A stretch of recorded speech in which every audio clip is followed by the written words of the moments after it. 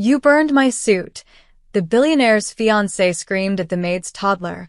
Then the security footage exposed her. The Hartwell mansion stood at the top of Cypress Hill like a crown no one had earned. 42 rooms, marble floors imported from Italy, and gardens that a team of 6 maintained year-round. Most mornings, the house was quiet before 8. But this particular Tuesday in October began with a sound that made every housekeeper freeze where they stood. A scream. Not the kind born from fear or pain, but the sharp, slicing kind that comes from someone who has never once been told no. Who did this? Who did this? Vanessa Cole, 29 years old, soon-to-be wife of billionaire Marcus Hartwell, stood in the center of the master suite holding up a cream-colored blazer. Or what had once been a cream-colored blazer. Now it bore a long, dark scorch mark along the left lapel, the fabric puckered and melted at the edges where a hot iron had sat too long and too carelessly. It was her custom Valentino, hand-stitched in Rome, a gift from Marcus for their engagement, worth more than most people made in 3 months. She wore it to every important event. She had planned to wear it today to the charity luncheon where cameras would be waiting. Her face had gone the color of fresh bone. Down the hall, in the small laundry room adjacent to the service entrance, Rosa Mendez heard the scream and felt her stomach drop. Rosa was 34, a housekeeper who had worked in the Hartwell mansion for 6 years. She was quiet, meticulous, and invisible in the way that only people who have learned to make themselves small truly are. She pressed the iron flat against a bedsheet and listened to the sound of her own heartbeat. "Get Rosa up here. Now." Beside Rosa's legs, seated on a folded blanket on the floor with a small stuffed elephant in her lap, was Lily, 3 years old, dark curls, brown eyes like warm coffee, a gap between her 2 front teeth that made every smile look like sunshine with a window knocked out of it. Lily was Rosa's daughter. Rosa had no childcare on Tuesdays. The daycare was closed for a staff development day. She had asked Mrs. Caldwell, the head housekeeper, if she could bring Lily in just this once, and Mrs. Caldwell had said yes, with a warning that the child must stay in the laundry room and make no noise and touch nothing. For 2 hours, Lily had been perfect. She sat on her blanket. She talked quietly to her elephant. She ate the crackers Rosa had packed for her and asked once, very politely, if she could have some water. Rosa had left the laundry room for 12 minutes. 12 minutes to carry fresh towels to the 3rd-floor guest bath and remake a bed that a departing overnight guest had left in disarray. 12 minutes. When she came back, Lily was still on her blanket, elephant in hand, crackers half-eaten. Nothing looked wrong. Nothing looked different. But somewhere upstairs, an iron had been left on a blazer. Rosa's iron. Or so Vanessa would claim. When Rosa was summoned to the master suite, she came with her head lowered and her hands folded in front of her. She stood in the doorway and looked at the ruined jacket and felt a cold kind of dread settle over her. Not guilt exactly, but the terrible recognition of someone who knows they are about to be blamed for something whether they did it or not. "This was in the ironing pile I sent down yesterday," Vanessa said. Her voice had dropped to something quieter, which was somehow worse than screaming. "I specifically told you it was hand press only. No steam. I told you that." "Ma'am," Rosa said carefully, "I hadn't gotten to your blazer yet. I was working on the bed linens." "Then who did? Who was in that laundry room?" A pause. A terrible, small, significant pause. And Rosa made the mistake that desperate mothers sometimes make. She hesitated. She hesitated because she could already see where this was going. She hesitated because she knew that what she said next would either end in her firing or in something that broke her heart worse than being fired. Vanessa saw the hesitation.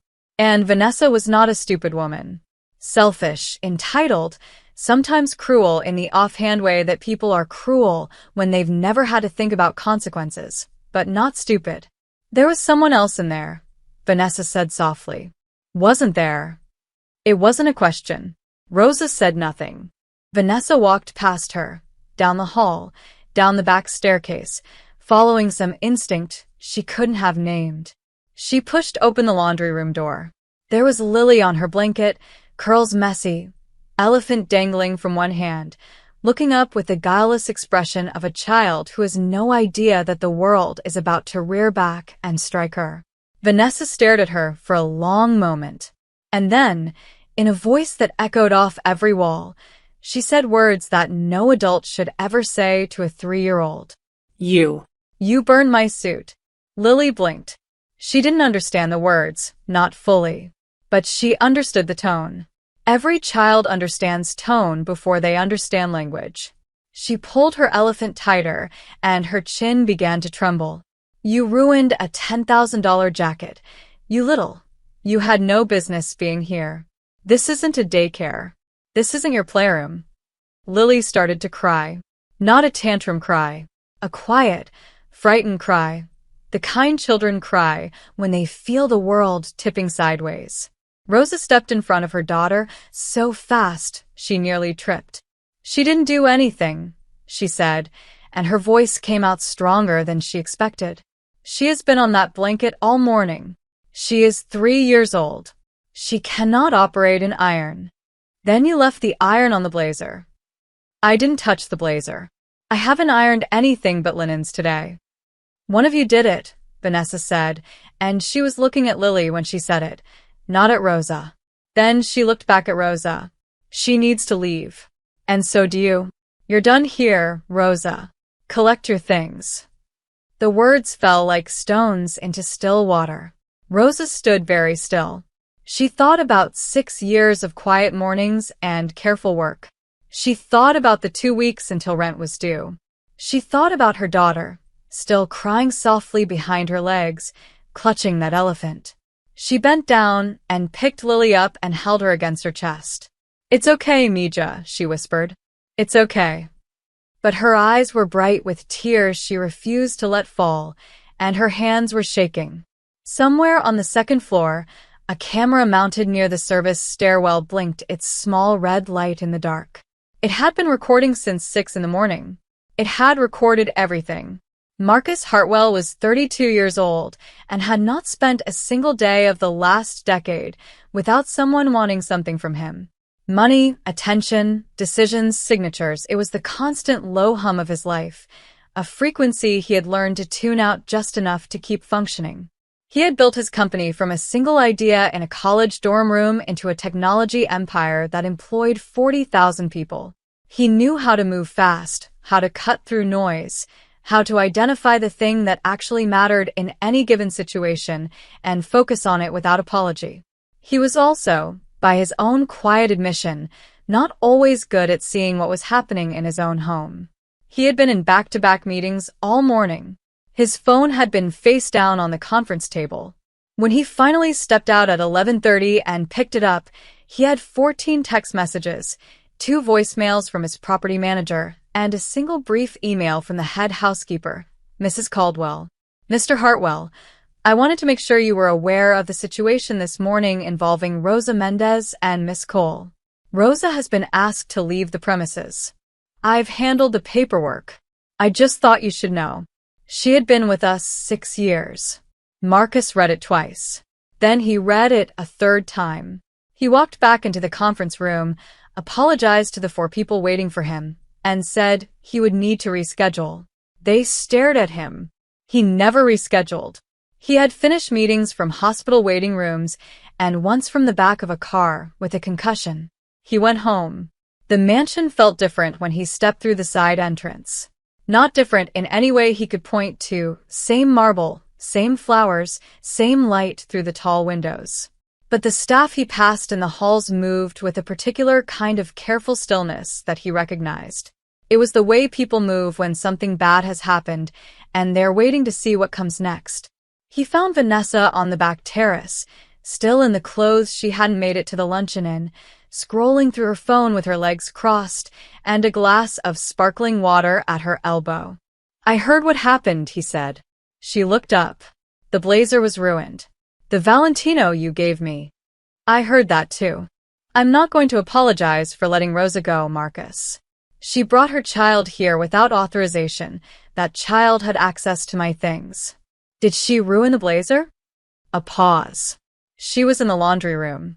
Vanessa. His voice was quiet. Did a 3-year-old child ruin the blazer? Someone did. I'd like to see the security footage. Vanessa's expression shifted. Just slightly. The way a person's face shifts when they realize a conversation they thought they were winning has just changed direction. That's not necessary. Humor me.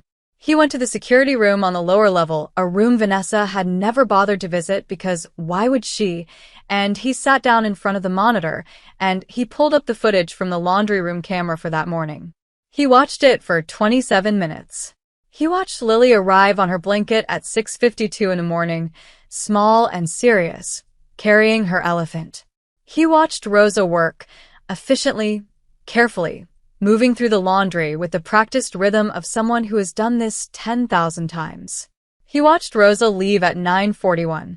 He watched Lily sit on her blanket for 12 minutes, eating crackers, talking to her elephant, not moving, not once approaching the ironing board or anything else. He watched Vanessa enter the laundry room at 9:53, 2 minutes after Rosa returned, not to do laundry herself, but because, now he understood, she had brought the blazer down to Rosa that morning herself. He hadn't known that. He watched Vanessa set it on the ironing board. He watched her pick up the iron that was already heated and set it down on the blazer while she turned to answer her phone, and was distracted and left it sitting there while she walked away to take the call. He watched her walk back in, see the damage, and look at Lily. He watched a 3-year-old child's face crumple as a grown woman's voice rose in accusation. Marcus sat in that room for a long time after the footage ended. He thought about Rosa. 6 years. Never a complaint. Never a missing item. Never a single incident of any kind. He thought about Lily on her blanket with her elephant, crying that quiet, frightened cry. He thought about the word character. About what it means when someone's first instinct, faced with their own mistake, is to find the most vulnerable person in the room and point. He picked up his phone and called Mrs. Caldwell. "Where is Rosa now?" he asked. "She left the property about 2 hours ago, sir. I have her last address on file." "Call her," he said. "Ask her to come back. Tell her I'm sorry and that I'd like to speak with her if she's willing." A pause on the other end. Mrs. Caldwell had been with the Hartwells for 11 years. She had seen things. She knew how to be quiet when quiet was right. "Yes, Mr. Hartwell," she said. "I'll call her right now." He hung up and sat for another moment in the dim security room. The footage paused on the last frame. Lily on her blanket, elephant pressed to her chest, eyes wide, not understanding what she had done to deserve any of it. Nothing. She had done nothing. He got up and went to find Vanessa. Rosa was sitting in the parking lot of a Family Dollar 3 blocks from the bus stop when her phone rang. She had been sitting there for 40 minutes. Not because she had anywhere to go, she didn't, not yet, but because her legs had stopped working properly when she walked out of the Hartwell gate and she needed to sit down somewhere that wasn't the sidewalk. She had found a low concrete barrier at the edge of the parking lot, and she sat on it with Lily in her lap and her bag on the ground beside her, and she had been trying, very quietly, not to fall apart. Lily had stopped crying 20 minutes ago. Now she was sleepy in the way small children get after big emotional events, her head heavy against Rosa's collarbone, her elephant tucked under her chin. Her breathing had gone soft and even. Rosa looked at her and thought, she'll never remember this. She won't remember being screamed at by a woman she'd never spoken to. She won't carry it. But Rosa would. She had been running numbers in her head since the moment the word fired hit her ears. Rent was 14 days away. She had about $600 in her checking account. Her mother was in Phoenix and could maybe help a little, but her mother was also 67 and on a fixed income. She had a contact at a cleaning agency she could call tomorrow, but agencies took a cut, and without a reference from the Hartwells. Her phone buzzed. She looked at the screen. Hartwell residence. She almost didn't answer. She was tired, and tired people sometimes make decisions that protect them in the short term and hurt them in the long term, like not answering a phone call because they cannot bear to hear another person tell them what has already been decided. But something made her press the green button. Rosa. It was Mrs. Caldwell's voice, and it was softer than Rosa had expected. Are you still nearby? Yes. Mr. Hartwell would like to speak with you. He's asked me to ask you, very politely, if you'd be willing to come back to the house. Rosa closed her eyes. Is Miss Cole still there? A pause. I think that's part of what Mr. Hartwell wants to discuss. Rosa looked down at Lily's sleeping face. The cracker crumbs still on her chin. The small perfect curve of her nose. Lily's asleep, she said. Bring her, Mrs. Caldwell said. Mr. Hartwell specifically said bring her. Rosa sat with that for a moment. Then she stood up, shouldered her bag, gathered her sleeping daughter against her chest, and started walking back. The gate opened before she reached it. Mrs. Caldwell was waiting just inside. She looked at Rosa with an expression that wasn't quite pity and wasn't quite kindness, but was something in between, something that said, I've seen things work out badly, and I've seen them work out differently, and I think this one might be the second kind. She led Rosa to the small sitting room off the kitchen, not the formal parlor, not some imposing room designed to make visitors feel small. The sitting room had a window seat and a bookshelf and a round table with 4 chairs. It was the room, Rosa knew, where Marcus Hartwell sometimes ate breakfast alone when he was home early. He was already there. He stood up when she came in, which surprised her. Men like Marcus Hartwell did not often stand up for their housekeepers. He was tall, with a kind of tiredness in his face that wasn't about sleep but about something heavier, the specific exhaustion of someone who has just understood something about themselves or their life that they can't unfeel. He looked at Lily, still sleeping, against Rosa's shoulder. Something moved across his face. Please sit down, he said. Rosa sat, careful not to wake Lily. Marcus sat across from her. He folded his hands on the table. He did not look like a man about to perform an apology. He looked like a man genuinely unsure of what words were adequate. I watched the security footage, he said. Rosa said nothing. She waited. All of it. From this morning. He paused. Lily was on her blanket the entire time. She never touched the ironing board. She didn't ruin the blazer. Another pause. Vanessa did. She set the iron down and walked away to take a call. The words sat between them. I know, Rosa said quietly. You knew this morning. Yes. But you didn't say it. Rosa looked at her daughter's sleeping face. What was I going to say? Your fiancée burned her own jacket? She would have found another reason. People like. She stopped herself. I'm sorry. That was. No, Marcus said. Don't apologize. You're right. He unfolded his hands and pressed them flat against the table.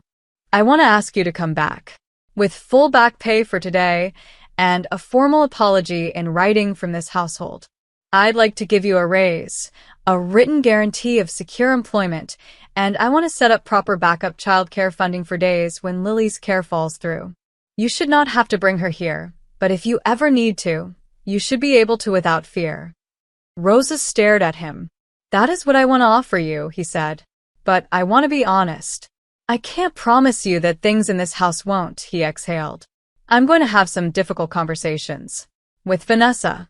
And with myself. I can't promise you how they resolve. Are you asking me what I want?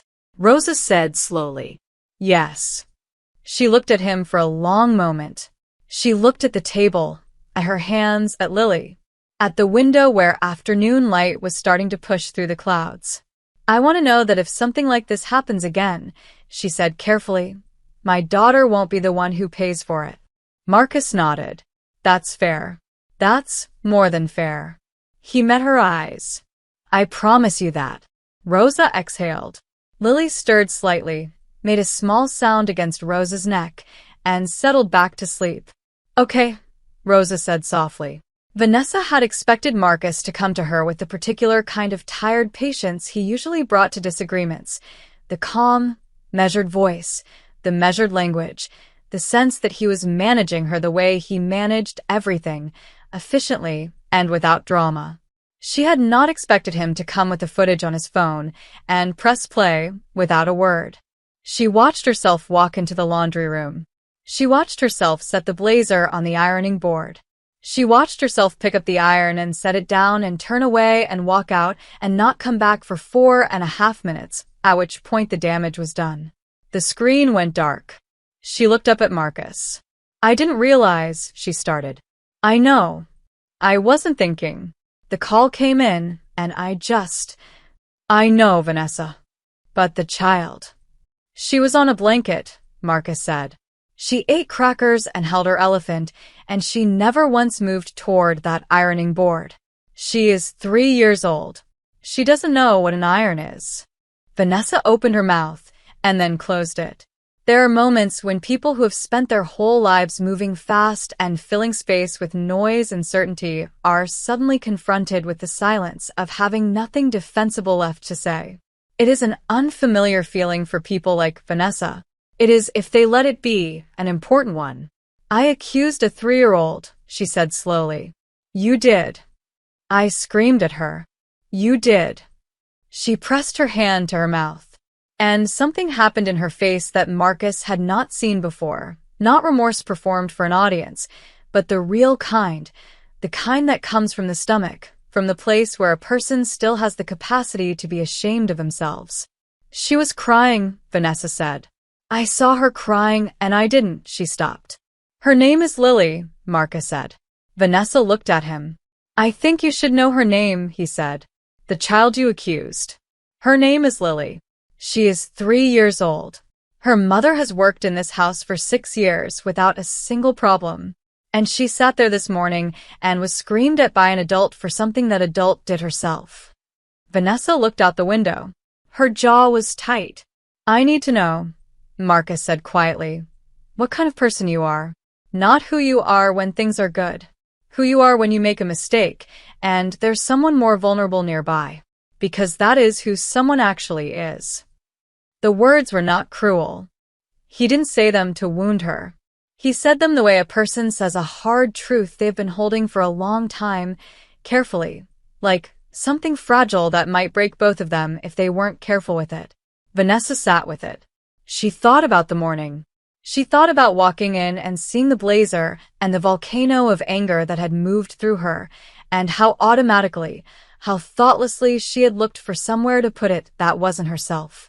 How easy it had been to walk down those stairs and open that laundry room door and find the smallest, least powerful person in the house and decide, without evidence, without thought, that there was where the blame belonged. She thought about Lily's face. That small, bewildered, frightened face. That face would stay with her. She suspected it was going to stay with her for a long time. "I want to apologize to her," Vanessa said. Her voice was different. Smaller. "To Rosa. And to Lily. If Rosa would let me." Marcus looked at her for a long moment. "I'll ask," he said. Rosa said yes. Not because she had forgotten, and not because she was without anger. She had plenty of anger, quiet and deep. But she said yes because her mother had raised her to believe that an apology offered genuinely and received with grace was one of the few human transactions that could actually change something. They met in the same small sitting room. Vanessa came in without the armor she usually wore, the posture, the performance of confidence that Rosa had watched her deploy every day for 3 years. She came in just as herself, which was, Rosa realized, a smaller and more uncertain person than Rosa had ever seen. Lily was awake by then, sitting on Rosa's lap, eating another cracker, regarding Vanessa with the complete unself-consciousness of a child who carries no grudge because she cannot yet understand what a grudge is. Vanessa crouched down to Lily's level. "Hi," she said. Lily looked at her. "I'm sorry I scared you this morning," Vanessa said. "I was wrong. It wasn't your fault. None of it was your fault." Lily chewed her cracker. Then she held it out to Vanessa, offering. The way children do. Vanessa took it. She didn't eat it. She just held it, and her eyes filled with tears, and she looked at this 3-year-old girl who had every reason to distrust her and was instead offering her a cracker, and she understood something about herself that she had been running from for a long time. The capacity to be better was always there. It just required the willingness to be small enough to see where you'd gone wrong. Rosa Mendez came back to work the following Monday. Not because she had to. She had options now. Marcus had made sure of that, had had his attorney draft a proper employment agreement over the weekend, had set up an account for emergency childcare, had put things in writing that she had never dreamed of having in writing. She could have taken those protections and found somewhere else to use them. But she came back because this was the job she knew, and the house she knew, and 6 years of quiet mornings were worth something.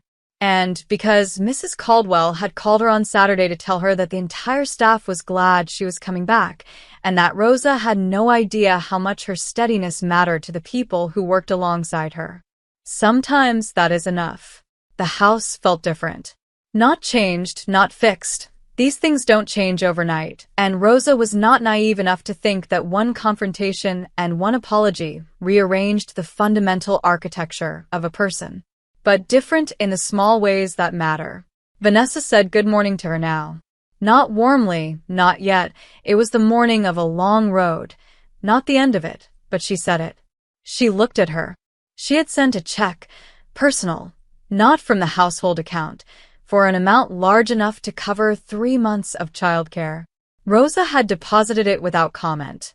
On Tuesday, her daycare called again to say they had a rare spot open in the toddler room, and did Rosa want to take it? She said yes. She signed the forms that afternoon. But on Wednesdays, the daycare closed early. And on the second Wednesday after Rosa returned, Lily came to work with her again. This time with Mrs. Caldwell's explicit blessing. And a corner of the staff break room designated Lily's space, with a little basket of toys and books that Mrs. Caldwell had bought at a drugstore on her lunch break and placed there without telling anyone.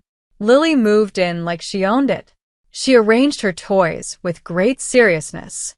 She sorted the board books by some system only she understood. She talked to her elephant about what she found. Rosa worked. She moved through the house the way she always had. Quiet, careful, thorough. She was not a different person for what had happened, but she was maybe, in some small way, a more solid one. The way a bone that breaks and heals correctly is stronger at the break than it was before. Marcus Hartwell passed through the staff break room at 11 that Wednesday, on his way to the kitchen. He stopped in the doorway. Lily was sitting cross-legged on the floor, holding up a board book about farm animals, explaining each page to her elephant with extreme authority. "That one's a pig," she said. "That one's a cow. That one," she turned the page. "That one's a horse. He's big." Marcus stood in the doorway and watched this for a moment. Then he knocked gently on the doorframe. Lily looked up. "Hi," he said. "Hi," said Lily. "Is that your elephant?" She considered him. "Yes." "What's his name?" "Gerald." "Gerald's a good name." She looked at Gerald. She seemed to agree. She turned back to her book. Marcus smiled. He couldn't have said exactly why the moment mattered as much as it did. This small girl in the break room, naming her elephant, undamaged, unscarred, carrying nothing of that terrible morning forward because children are built, mercifully, to release things that adults hold forever. He thought about what it cost and what it didn't cost to treat people decently. How small the price was. How often people paid the larger price instead, the one that came later, the one that looked like a security camera and a frozen moment of footage that showed exactly who you were when you thought no one was watching. He thought about Vanessa, about the hard conversations they were still having, about the question of whether love was enough when the person you loved revealed a part of themselves that you could not look away from. He didn't know the answer yet. Those were answers you could only find by living toward them. What he knew was this. Something had shifted. Something real. A few weeks later, a small framed photo appeared on the desk in Marcus's home office. Rosa had printed it on her phone and put it in a frame she bought at a drugstore and left it there with a small note that said only, "Thank you for looking." The photo was of Lily, taken in the staff break room on a Wednesday morning. She was sitting cross-legged on the floor with Gerald in her lap and a board book open in front of her, her dark curls loose around her shoulders, her gap-toothed smile wide and entirely directed at something off-camera, probably a cracker, probably her mother, probably nothing more complicated than the simple fact of being 3 years old in a warm room with her elephant and her books and no reason to be afraid. Marcus kept it there for years. Not as a reminder of what had gone wrong, he didn't need that, but as a reminder of what was worth protecting. What was always worth protecting. The small ones. The ones who offered you a cracker when they had every reason not to. The ones who didn't yet know how much the world could cost them and deserved every effort from the rest of us to make sure it cost them as little as possible. Gerald the elephant still lives at Rose's apartment. He has been repaired twice, once when his ear detached, once when his eye came loose, and both times Rosa fixed him with a needle and thread while Lily supervised. He is, according to Lily, who is now 7, a little ugly, but that's okay, because so is everybody sometimes. She is not wrong.